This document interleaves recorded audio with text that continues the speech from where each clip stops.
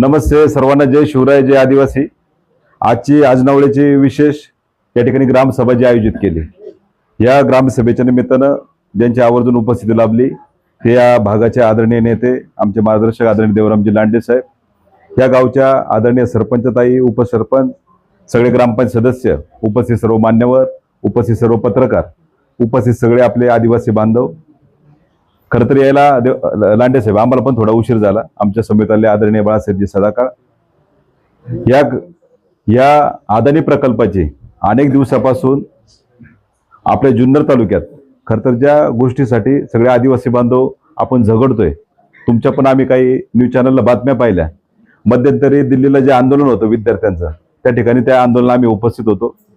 माळशेज घाटात जे करंजाळ्यामध्ये जी परिस्थिती उद्भवली तिथं आमचे 2-3 दिवस गेले, पण इथे यायला थोडा उशीर झाला। पण उशीर जरी झाला परंतु भावना मात्र फार तळमळीच्या भावना आहे की अदानी सारखा प्रकल्प जर आपल्या जुन्नर तालुक्यात आज येत असेल। मी भारतामध्ये अनेक ठिकाणी फिरलोय, दरवर्षी मी राजस्थानला एका देवीला जातो। ज्यावेळेस साहेब आम्ही त्या देवीला जायचं, तिथं अदानीचा आता प्रकल्प उभा राहिलाय, पण तिथला स्थानिक माणूस आता हद्दपार झालाय। मग नेमकं या सरकारने काय ठरवलंय?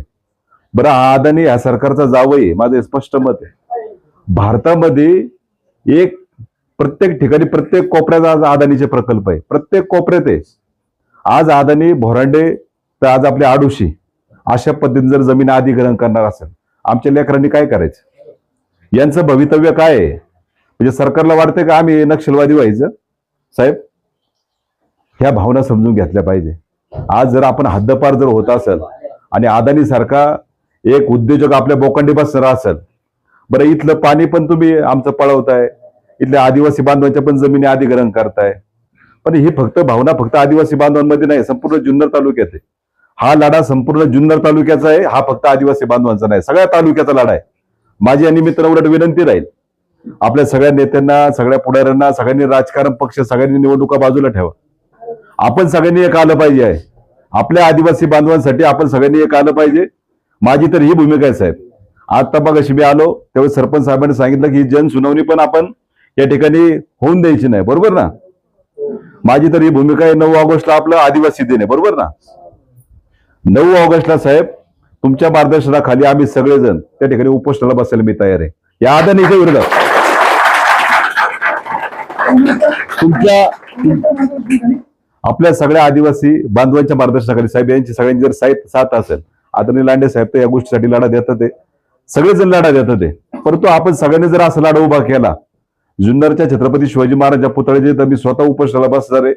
अनेक सहकारी तुमच्यासारखे आदिवासी बांधव त्या ठिकाणी सगळ्यांनी यावं, परंतु या भावना फार तीव्रतेच आहे। आज जरी तीव्रता या सरकारला गेली नाही ना, अहो आज भारतामध्ये अनेक ठिकाणी अदानी घुसलाय आणि आपण पाहतो की तिथला स्थानिक माणूस हद्दपार झालाय। बरं, तुम्ही अदानी प्रकल्प तिथं देताय, अशा अनेक ठिकाणी मी पाहिलंय, परंतु तिथल्या स्थानिक माणसाचं काय याचा विचार मात्र सरकार करत नाही। आज केंद्र सरकार असेल, राज्य सरकार असेल, यांनी अदानीला त्या ठिकाणी आपण पाहतोय की काश्मीर पासून तर कन्याकुमारी पर्यंत मध्यंतरी निवडणूक पक्ष सगळ्यांनी बाजूला ठेवा, परंतु राजसाहेब ठाकरेंचं एक महानगरपालिकेच्या निवडणुकीतलं भाषण आहे अदानीच्या विरोधात, तुम्ही ते आवर्जून बघा। या अदानीने किती पोखरले आणि अदानी कधीपासून या ठिकाणी फणा काढून बसलाय। आपल्या काही 10 ते 15 वर्षापासून अदानी आपल्याला माहित झाला आणि अदानी हा संपूर्ण भारतावर त्यांनी एक इंच त्या ठिकाणी सगळीकडे पोखरून ठेवलंय। आणि आज जर जुन्नर तालुक्यात जर येत असेल तर माझा अदानी प्रकल्पाला खरं तर या माध्यमातून सांगणं की छत्रपती शिवाजी महाराजांचा हा जुन्नर तालुका आहे, इथे ही संघर्षाची भूमी आहे। आदरणीय राघोजी भांगरे साहेब असतील, बिरसा मुंडा साहेब असतील, राया ठाकर असेल, ही संघर्षाची भूमी आहे आणि आपल्या त्या गोष्टीची जाण आहे। आपण सगळे आदिवासी बांधव, आपण सगळेच या ठिकाणी एकत्र पद्धतीने लढा देऊ। मी तुमच्यातला एक घटक आहे, काय काळजी करू नका, तुमच्यासाठी लढा आपण सगळ्यांनी जण उभा करू, एवढीच माझी या माध्यमातून विनंती आहे। आणि 9 ऑगस्टला जुन्नरच्या छत्रपती शिवाजी महाराजांच्या पुतळ्याजवळ या उपोषणाला सुरुवात होईल। त्याच्या अगोदर सगळे कलेक्टर असतील, तहसीलदार साहेब असतील, यांना सगळा पत्र व्यवहार होईल। परंतु आपल्याला काही जरी झालं, उद्या पार आम्हाला त्याच्यात जर मरण जरी आलं, परंतु अदानी प्रकल्प आम्ही या ठिकाणी होऊन देणार नाही। हे आता 100% आम्ही विडा उचललाय, त्या विड्यात तुम्ही सगळ्यांनी सहभागी व्हावं। आजपर्यंत आपल्या जुन्नर तालुक्याची संघर्षभूमी, छत्रपतींना आपल्यासारख्या मावळ्यांनी साथ दिली म्हणून स्वराज्य उभं राहिले। आपल्याला काही झाली जर लढा उभा करायचा आहे आणि अदानीला काय झालं तरी येऊन द्यायचं नाही, त्याला हद्दपारच करायचंय। हा सगळ्यांनी खरं तर हा सगळ्यांनी विडा उचलावा। तुमची सगळ्यांची साथ आहे का मला? लांडे साहेब तुमची साथ आहे का सगळ्यांची? हे असे मार्गदर्शक आपल्या मागे आहेत, काय काळजी करू नका. हा तरुणांचा लढा आहे, आपण सगळ्यांनी उभा करू. आपले सगळे ज्येष्ठ मार्गदर्शक, या महिला भगिनी, लांडे साहेब तुम्ही साक्षीला आहे. आज हा अदानी सगळं पाणी घेऊन तर पळून जाणार आहे. हे आपल्या महिला उन्हाळ्यात काय परिस्थिती व्हायची? याला पाणी आम्हाला हांडे घेऊन पळतात. याचा कधी विचार केलाय का तुम्ही? मध्यंतरी मी ते हिरडी गावाला आलो होतो, लाईट दिल्या का आदिवासी कुटुंबाला. काय परिस्थिती आहे? म्हणजे आज ही सरकारने या गोष्टीचा विचार केला पाहिजे गांभीर्याने, की आमचा आदिवासी बांधव आज कसा जगतोय. माझी भूमिका तुमच्याबद्दल सगळ्यांबद्दल तळमळीच आहे. मी पुन्हा एकदा आपल्या माध्यमातून सगळे पत्रकार साहेब या ठिकाणी आवर्जून उपस्थित राहिलेत. आम्हाला जरी थोडा उशीर याला झाला, आज रस्त्याचं आपण पाहतोय किती मोठी अडचणी इथे येचपर्यंत. म्हणजे काय नेमकं लक्ष आहे का नाही सरकारचं? इथं रस्त्याकडे धड लक्ष नाही. नेमकं मला कळत नाही की आदिवासी हा जो आपला भाग आहे, हा नेमका जुन्नर तालुक्यात हे सरकार धरते का नाही, मला याचा मोठा प्रश्न आहे. इथे यायला पण मोठा प्रश्न आहे. रस्त्याने मला असं वाटतं ज्यावेळेस महिला भगिनीची आमच्या एखादी डिलिव्हरीची वेळ येत असेल, काय करायचं महिला भगिनींनी? आमच्याकडे तीच आता हल्ली परिस्थिती, कारण रस्ता पण नाही आमच्याकडं. आणि एखादी महिला डिलिव्हरी न्यायची, तिथून आम्हाला 3 ते 5 किलोमीटर महिला आणावं लागते गाडवरच्या स्टॉपला आतापर्यंत.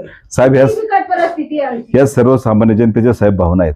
ह्या भावना खरं तर ओळखून घेतल्या पाहिजे. आडोशी गावचे आडोशी गाव म्हणजे वस्ती त्यांची परिस्थिती सांगतात. तुम्ही 60,000 कोटीचे प्रोजेक्ट आज जिथं आणता, जर तुम्ही 1 कोटीचा रस्ता देऊ शकत नाही, आणि त्या परिस्थिती त्यांची असेल. ताई तुमच्या भावना पाहून खरं तर मन व्यथित होते. सगळ्या माझ्या अनेक आदिवासी बांधव, माझे मित्र आहेत, सगळ्यांनी फोनद्वारे पण कळवले.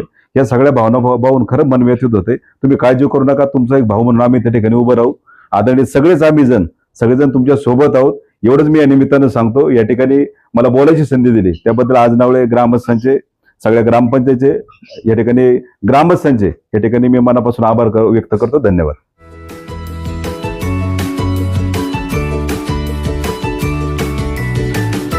बातम्या शेतीच्या,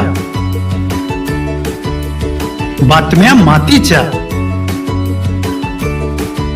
बातम्या अन्यायाच्या, गुन्हेगारीच्या,